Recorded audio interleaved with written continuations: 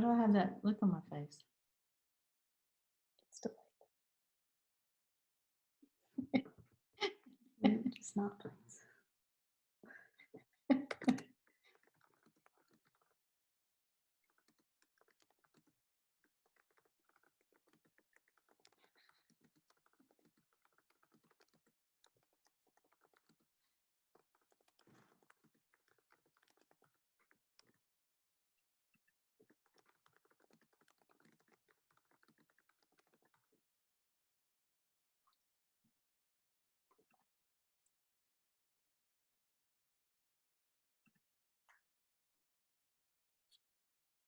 All right, guys, give us 2 seconds trying to get our live stream going.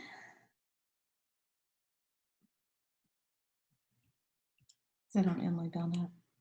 No, it's on our page. Okay.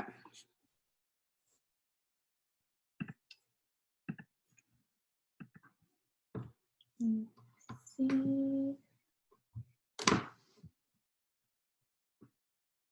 This is muted.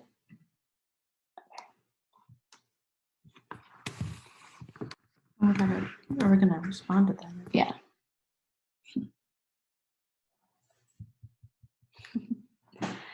Okay, so while we're still waiting, we've got a couple people we're waiting on the Zoom link, but just to kind of give you the lay of the land, what it's going to look like, there is going to be a Q&A at the very end. So if you have any questions throughout the whole thing, just drop them in the chat box below, or if you're on Facebook Live, just drop them in the comments on the live video. Jay is going to be monitoring both feeds, and if it's an easy question, he'll text you back, or he'll shoot you back an answer. And if it's something that he thinks everyone would benefit from, we'll circle back at the end and answer it. Also, we are, I'm sure you're wondering why we're sitting so close together. We are practicing social distancing. We are family, mother-daughter duo over here. Yeah. But we are practicing social distancing. So stay home, stay safe, and let's wait just a few more minutes. We're a little early. But one of the things that we were talking about before we hopped on is Laura needs a new Netflix recommendation. Yes, I do. And Jay needs a new book recommendation. So if you've read a really good book recently or watched a really great Netflix show or Hulu, because we have both, drop that in the comment section, either on the Zoom link or the Facebook Live, because I'm sure we're all looking for a few book and TV show recommendations right about now. It looks like Joey Johnson's joined. Hi, Joey. That's another thing, too, is we're going to have a few people. Obviously, this presentation is going to be definitely centered towards the city of Las Vegas. Most of it will apply to just about anywhere. Obviously, we're going to talk about down payment assistance programs. That's going to differ per state. And there's a couple of things that'll differ, but this should be a good overview for anybody that's looking anywhere in the United States. I'm going to give everyone just a few more minutes. Oh, hello, Mike Keaton. We see you. Thanks for joining us.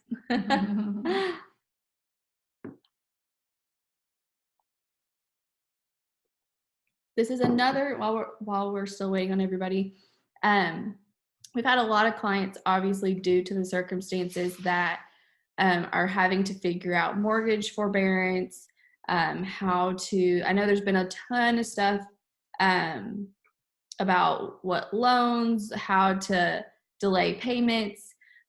We've definitely been spending the last 3 weeks really digging deep into that to figure out the best options for all of our clients. We're definitely not CPAs, but we have done a lot of research as far as mortgage forbearance. So if you are in a situation where you need mortgage forbearance and you just don't know how to go about that, or if you just need resources, please reach out to us, because we've done most of the research, so we might be able to save you a little bit of time. And and get you at least pointed in the right direction. Right. You can email us. You can call us, direct message us, whatever's most convenient for you. But we just want you to know we're here. We know it's kind of a crazy time out there, and a lot of people are staying in, which is great. But just know that we're here, still working for you, and just trying to make sure that you get the information or services you need. All right, and with that, let's go ahead and get our screen share going and get rolling. It should take about 15-20 minutes, and then we'll jump into the Q&A. But once again, if you have any questions throughout the whole thing, if you're on the Zoom link, you're going to drop it in the chat box. If you're on Facebook Live, you're going to drop it in the comments, and Jay will either respond to you or we'll circle back at the end. Okay. All right, so there's going to be 5 big parts that we're going to cover. The first is just the basics of buying a home. So if you have bought a home before, that part might not be new to you. But for the ones who haven't, this will be a good overview. We're going to talk about the costs of buying a home. We're going to debunk some common myths when it comes to buying a home. We're going to talk about renting versus owning. And then lastly, we're going to talk about the real estate market right now.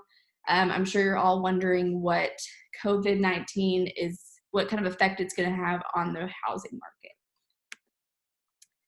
So the basic home buying process from start to finish is really 5 big steps. There's definitely a lot to drill down in each of those, but just the quick overview. First, you're going to want to make sure you hire an agent. Don't just choose the first agent. Pick a good agent. Pick someone that you feel like you have a good connection with, because you're going to be spending a lot of time with them, and they are helping you purchase one of your largest investments. So don't make that decision lightly. Second is you're going to get pre-approved. The agent that you hire will probably have a couple of lender options if you don't know where to start. And you can also shop around lender options without it affecting your credit score. So don't feel like the first lender you go with, you've got to be stuck with. So once that's done, we're going to do the fun part, which is the looking at the houses. We'll do a needs analysis, talk about your needs and your wants, try to make sure we find a house that hits all your needs and hopefully as many wants as we can. And then once we do find the home. Well, no, one quick thing. I think it's important to do these in order. Once you get pre-approved and you know exactly what's in your budget, it just makes the whole process much easier. You don't end up looking in an area that maybe doesn't work out for you and get your heart set on something. So yes, this just makes it more fun and easy when you get the pre-approval first. That way you can really, really hone in on what's out there. Absolutely. Mm-hmm. So once we find your dream home, we're going to make an offer. Once that's accepted, escrow is typically 30 days. There's definitely some deals that will stretch longer depending on the purchase type you're doing. And then at the end, you're going to get keys and you're going to be a homeowner. I love that part. Yeah. All right. So how to get pre-approved. We're obviously not lenders, but this is just the basics. So they're going to take into consideration your debt to asset ratio.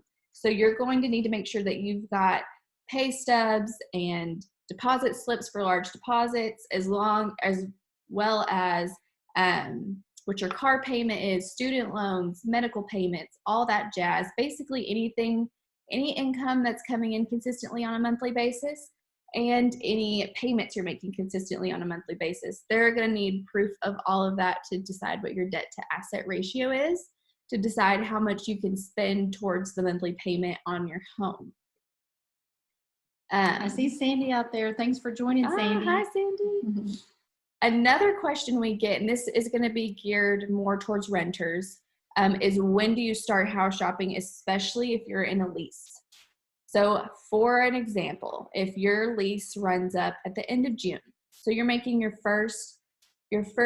last rent payment June 1st, you could actually close on a home as early as May 2nd, because if you close on a home on May 2nd, you're not going to be making your first mortgage payment till July 1st. So that gives you time to move. You're not having to make 2 payments.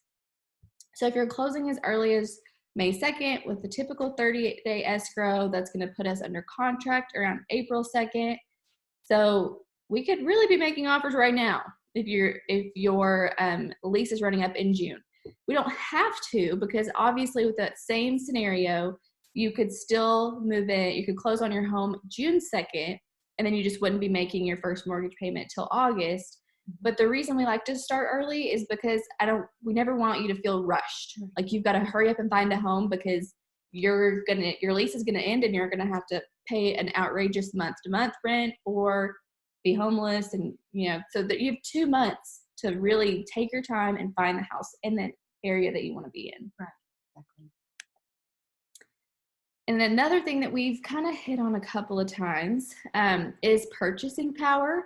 So what purchasing power is it's basically this marriage of interest rates and then the actual sales price of the home.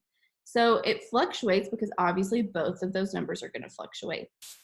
But just to give you an example, so if interest rates are fluctuating, that's going to obviously affect your payment, which will in turn affect the amount of house you can purchase. So you'll see on the screen, see here. So if you were going to buy a house at $270, and right now interest rates they're around 4%. They're changing every day in this market. It's very fluid out there. But so right now they're about 4%. So that would be a $1,289 a month payment. But let's say by the time you go under contract, it's at a 3.75. That drops your payment pretty significantly by about $50 a month, $40 a month. But the same goes for the purchase price of the property. So we see a lot of people who are saying, I'm 6 months out, I'm going to buy in 6 months. Well, if you're able to buy now and you could buy it at $300,000, that same house in 6 months might be worth $310,000, which might be outside of your purchasing power once you take into consideration what the interest rates are doing in 6 months. So that's something to think about. We're obviously not pressuring you to buy a house now. We want to help you, whether it's today, tomorrow, next week, next year, 5 years from now. But that's definitely something to take into consideration when you're deciding what that best time is going to be for you and your family. And that's really why it's good to find your realtor early.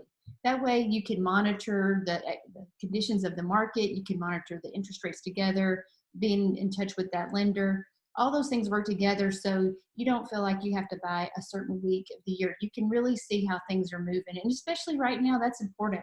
Yes. So this is just a quote we threw in here. So Mark Fleming is one of the nation's economists.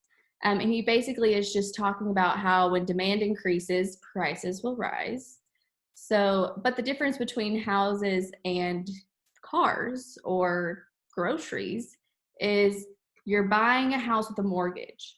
So really, while yes, you want to make sure that you're buying at a good number, what you're ultimately concerned with is what your payment is, not really what the purchase price is, because the odds are, statistically, people are in their homes for 5 to 8 years. We're a pretty transient city, so we tend to err on the side of 5 than 8.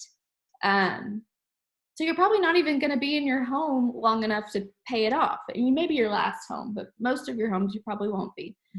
So really what's important is that payment, to make sure that's something that you're comfortable living with. Right. It's all really your cash flow. We don't want anyone to feel like they've got a payment that makes it difficult for their everyday life. That's why we want to work closely with you to help you that way. And why should you buy? This is not why should I buy right now. This is why should I be a homeowner versus a renter.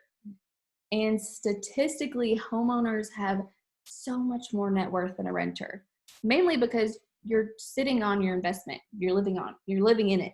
And we'll talk about equity in a few minutes, but on a general basis, your $1,500 a month rent is paying someone else's investments, paying off someone else's investment, or your $1,500 mortgage is building your own investment. It's really like forced savings, right? Yeah. It's forced savings, and not to mention that your asset is appreciating.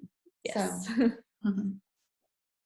So now let's get into the actual costs of buying a home. So one thing that we see some first-time homeowners or home buyers not understand is closing costs. So even though I think as a country, everyone's kind of come to the point where that you don't actually need 20% down to buy a house. You can actually buy a house with as low as 3% down if you're a first-time home buyer. But your down payment's not your only cash out of pocket for the purchase of your home. So you're going to also have prepaid costs, which is going to be, insurance and taxes. You're going to be actually paying into an escrow account, which is going to be you paying ahead on some of those fees, because you're actually not going to have to go pay your property taxes on the side and pay your homeowner's insurance on the side.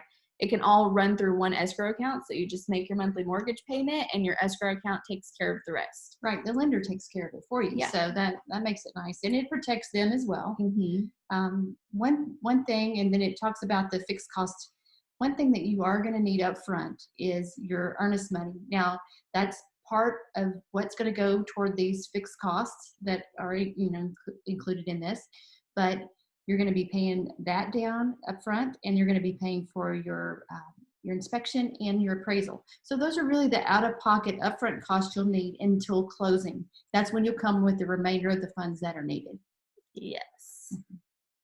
So this is a net sheet, so don't be confused by all of the crazy numbers. Basically, what you need to see is this is if you bought a $300,000 house with a 3% down payment, so your down payment would be $9,000.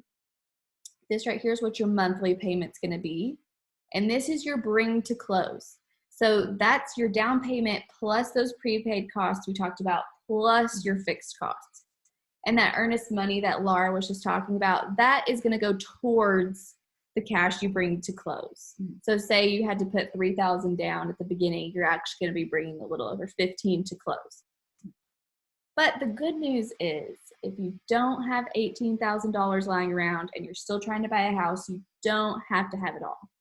There are some amazing down payment assistance programs, and this is not going to be very applicable to our people that are watching that are not local, but for our people that are local, we're going to kind of hit on all of the options you have right now in town. There are a couple of programs that kind of hop in and hop out periodically. So this isn't going to be everything, but this is most of the stuff that tends to stay pretty permanent. One of the ones it's not technically a down payment assistance program, but is also a really good option, is a VA loan.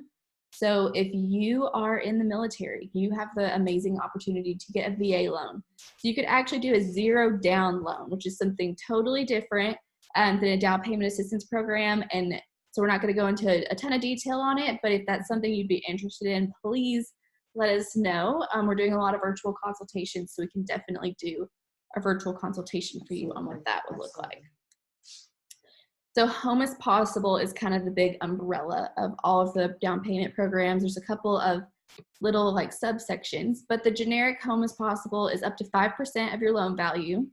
So for instance, if you're putting 3% down, that's your down payment and then 2% towards your closing costs.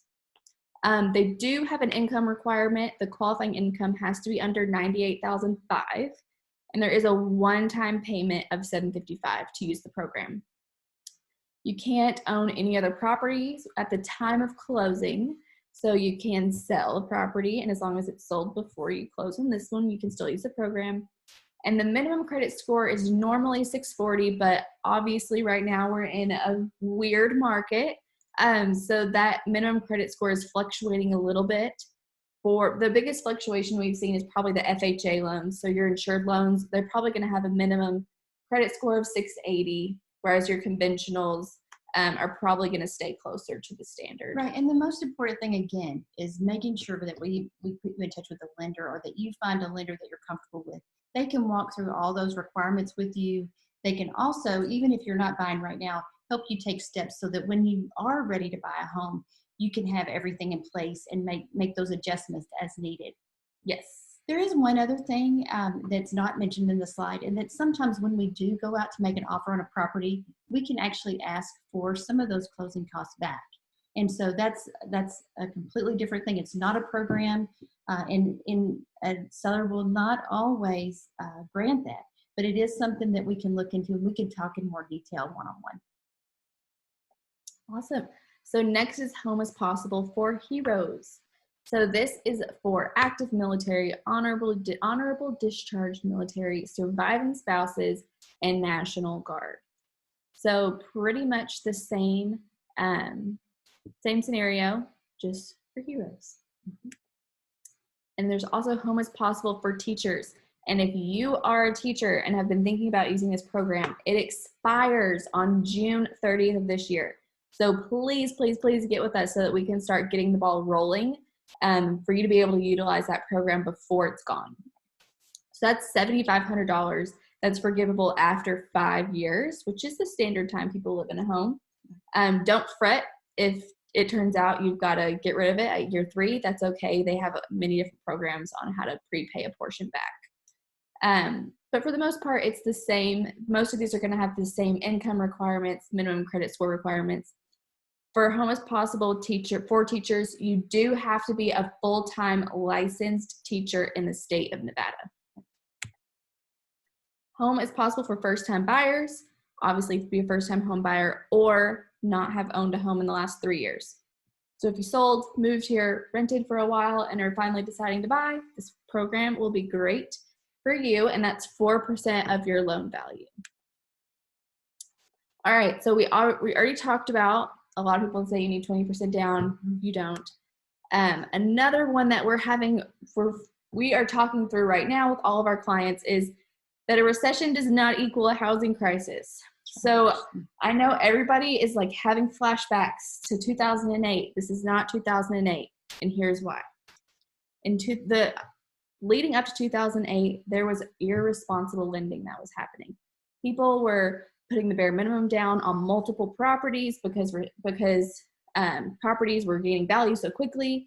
We're not seeing that happen, and we're actually seeing that a ton more people are still keeping their equity in their home this time around than they were then. So, and in the last five recessions, we've actually had appreciation for 3 of those 5. And the one in 2008 was really, most of that problem was the irresponsible lending, which a ton of laws have been put in place since then to keep that from happening again. And we're not seeing those same things happening now. Right.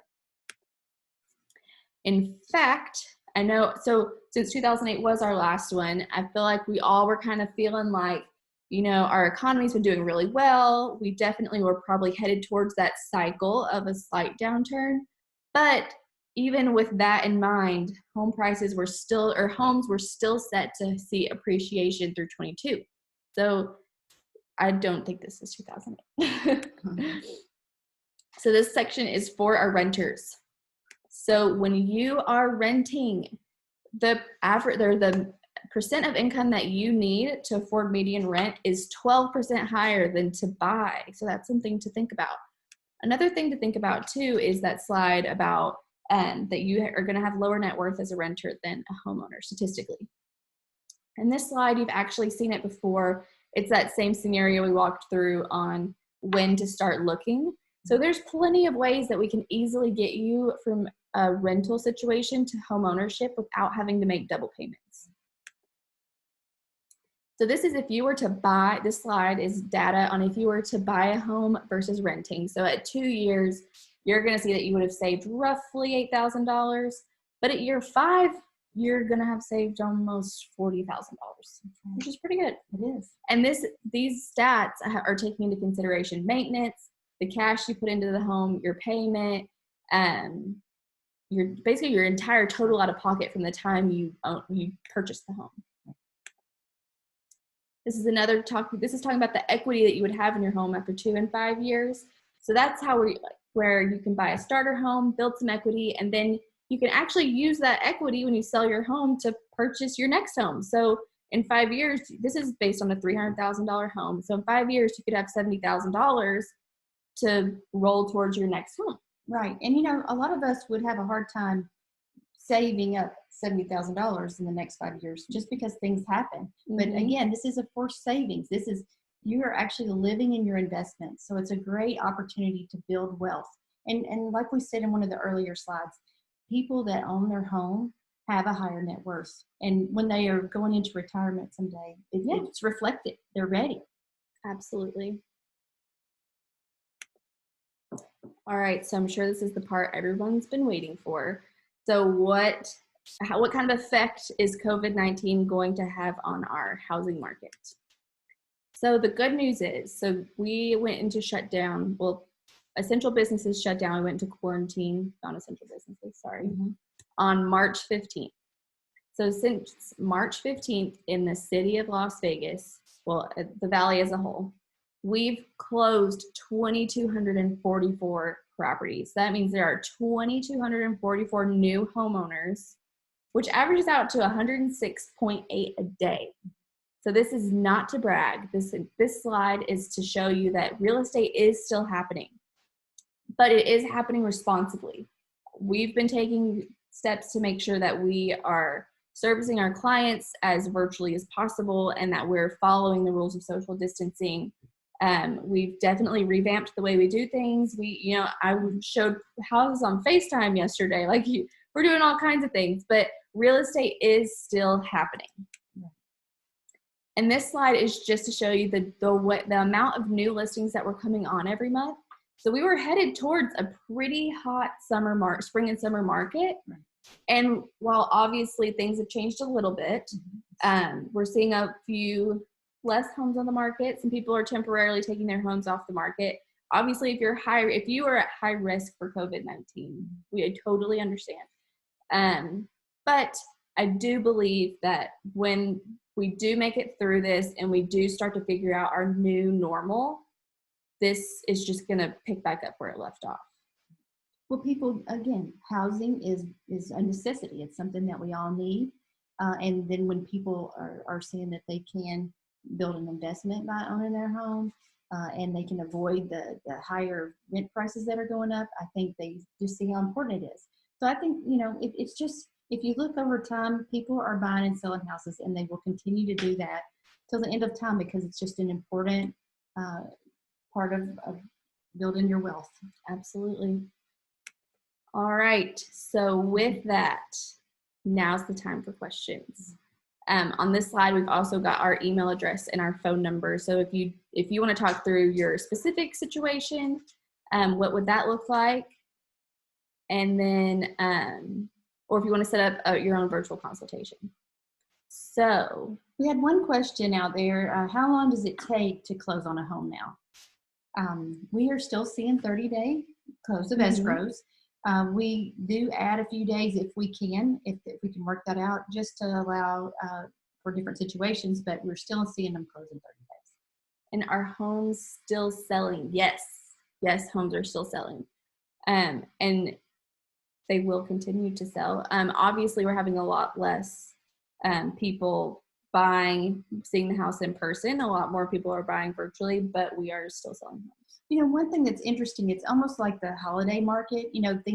There's fewer homes on the market and there's fewer buyers out there during the holidays, but there's still the need. So the people that are looking are serious. Yes. They are needing to buy. And so sellers understand that and they are needing to sell. They understand that the people who are looking at this time are people that really do need a home, are serious. Well, and another thing too, to kind of hit on with that and the previous question is, so our Realtor Association has actually put some new addendums into place. So that makes sure that you are covered. So if we go under escrow in a home and something happens with your job or an inspector can't get out to the home for a minute or whatever whatever happens in these next coming weeks, we've got legal forms in place so that regardless, you're protected. Right. So you do not need to worry about that forcing you to lose your earnest money or causing you to lose the home. We've got that part covered. Yeah. And what happened to Hope Brings You Home? Gosh, Hope Brings You Home is a good one. So for those of you that don't know, Hope Brings You Home is a down payment assistance program. It comes up every few years. I think the last time we saw it was 2018. And then we actually saw it earlier this year. Well, yeah. So what it is it's $20,000 that goes towards the purchase of your home, which pretty much covers everything. They do limit the zip code that you can be in. So it only works if you're trying to be in a certain area. And it's forgivable after 3 years. So it's a really great option, but every time it comes up, they only allow a certain number of funds and the funds are filled up this time. So they have been spoken for. So we were able to get a couple of our buyers into some homes for no money down, which was so much fun, to help people who thought they were years away from owning a home. To give them keys is a lot of fun, but it might come back. Who knows? Is it better to have an HOA or not? My personal preference is yes. The benefit of having an HOA, there's pros and cons to both, obviously. Yeah. The benefits of having an HOA is your neighbor is not going to paint their house Pepto-Bismol pink. If you have a Pepto-Bismol pink house, I'm not trying to, I'm sure it's great, but there's just a little bit of control, because the problem with non-HOA is you could have a neighbor that could do something drastic to the exterior of their home that sadly would affect the value of your home. And in an HOA community, you're not going to see that. Some HOAs are pretty strict as far as, you know, you only have 3 paint colors to choose from, and you can't leave your basketball hoop out. And, you know, so obviously you've got to decide which of those boats works out best for you. It's really a personal preference. You know, some people need to do different things in their backyard. They need parking for boats outside their home, or they need parking for RVs or things like that. And so that's why I think our job is to get to know our clients so that we can understand what's most important for them. And then we can help them find, you know, if an HOA will work for them or not. Absolutely. Let's see, we got one other question here. New build, do you need a realtor? So you do not have to have a realtor, but you should have a realtor, and here is why. So one, hiring a realtor for the purchase of a new build is $3.99. So why wouldn't you hire have somebody there for you that's got your interests at heart? Because and don't get me wrong, I've known plenty of builder agents, and they are fantastic people, but they are paid by the builder. So they are representing the builder. They have the builder's best interests in mind, not yours. And sometimes those interests are not aligned. That's where it's best to have a realtor. Because one, we do this day in, day out, all day long, 365. So we're very familiar with the process.